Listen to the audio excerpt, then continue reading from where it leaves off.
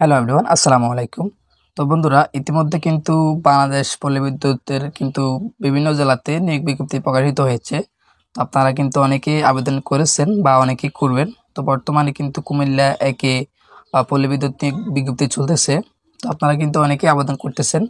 তো আপনারা অনেকেই টেনশনে আসেন যে আসলে পরীক্ষায় কী কী প্রশ্ন আসবে। তো আমি আপনাদেরকে আজকে 160টি প্রশ্ন দিব। তো এই 160টি প্রশ্ন আপনারা অবশ্যই মুখস্থ করে যাবেন। এগুলো কিন্তু বিগত সালের প্রশ্ন। তো অবশ্যই আপনারা এই প্রশ্নগুলো কিন্তু মুখস্থ করলে কমন পড়ার সম্ভাবনা বেশি। এগুলো হচ্ছে এমসিকিউ প্রশ্ন। তো চলুন আমরা কথা না বাড়িয়ে আমাদের প্রশ্নগুলো দেখে নিই। তো আমরা আজকে কিন্তু দ্বিতীয় পর্ব নিয়ে কথা বলবো। তো আমরা প্রথম পার্টে প্রায় 50টির মতো প্রশ্ন দিয়েছি। আপনারা প্রথম পার্টটি যারা দেখেন না তারা অবশ্যই প্রথম পার্টটি দেখবেন। আর সেখানে আমি পল্লী বিদ্যুৎ সম্পর্কে প্রায় 50টি প্রশ্ন দিয়েছি। আপনারা সেই ভিডিও লিঙ্কটি আমি অবশ্যই ডিসক্রিপশন বক্সে দিয়ে দিব। আপনারা সেখান থেকে প্রথম পার্টটি দেখে নিতে পারবেন। তো আমরা আজকের দ্বিতীয় পার্টে আরও 50টি প্রশ্ন দিব। টোটালি আমরা 100টি প্রশ্ন দিব বলছিলাম। তো আমরা আজকে দ্বিতীয় পার্টে 50টি প্রশ্ন দিয়ে দিব। তো আপনারা অবশ্যই সম্পূর্ণ ভিডিও দেখে সাথে থাকবেন। তো আমাদের প্রথম প্রশ্নটা হচ্ছে বৃত্তের ক্ষেত্রফলের সূত্র কোনটি? তো বৃত্তের ক্ষেত্রফলের সূত্র হচ্ছে আমাদের পাই আর স্কয়ার। তারপর হচ্ছে একটি সমান্তর দ্বারা সাধারণ অন্তর 9 এবং সপ্তম পদ 60 হলে 12তম পদ কত? সেটা হচ্ছে 12তম পদ হবে আমাদের 105। তারপর হচ্ছে পাইবের শতাংশ কত, মানে শতাংশ 7 হবে কত দিলে? সেটা হচ্ছে আমাদের 5কে আমরা কত পার্সেন্ট করলে আসলে 7 হবে, ঠিক আছে? তো 140% করলে আমাদের 7 হবে, ঠিক আছে? তারপর হচ্ছে নিচের ভগ্নাংশের মধ্যে কোনটি বৃহত্তম? নিচের ভগ্নাংশের মধ্যে আমাদের বৃহত্তম সবচেয়ে বড় হচ্ছে √0.3। তারপর হচ্ছে 4, 8, 13, 19, 26 ধারাটির সপ্তম পদ কোনটি? তো সপ্তম পদ হচ্ছে আমাদের 43। তো যারা কিন্তু সমান্তর দ্বারা পারে বা দ্বারার অঙ্ক পারে তাদের জন্য কিন্তু একেবারে সহজ এটা। তো তারপর হচ্ছে আমাদের 9220 জন সৈন্য হতে কমপক্ষে কতজন সৈন্য সরিয়ে রাখলে সৈন্যদলকে বর্গাকার আকারে সাজানো যাবে?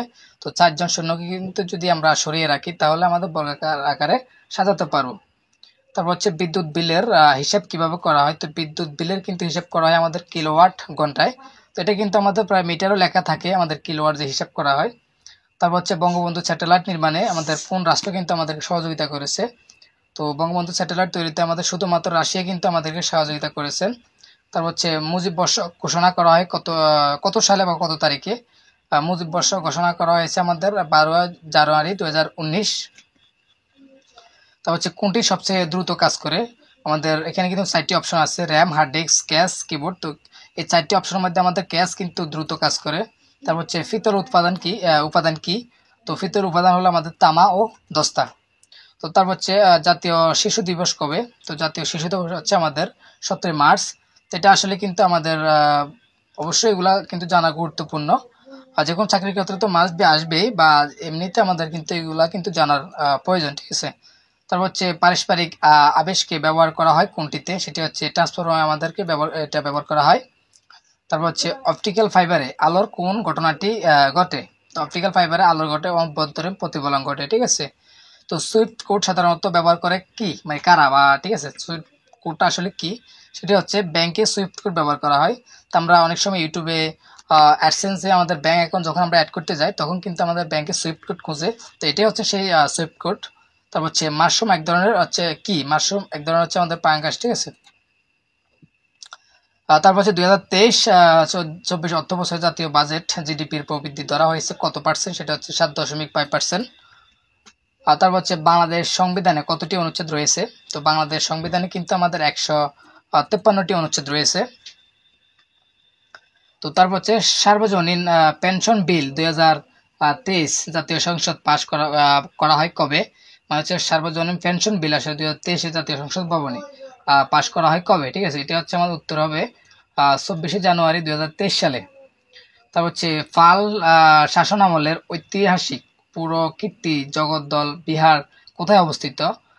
পাল শাসনামলের ঐতিহাসিক পুরকীর্তি জগদ্দল বিহার হচ্ছে আমাদের নওগাঁতে অবস্থিত, ঠিক আছে?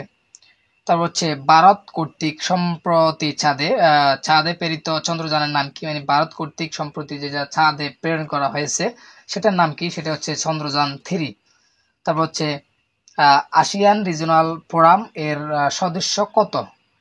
তো ঠিক আছে, আসিয়ান রিজিওনাল ফোরামের সদস্য হচ্ছে আমাদের 27 জন। ওকে।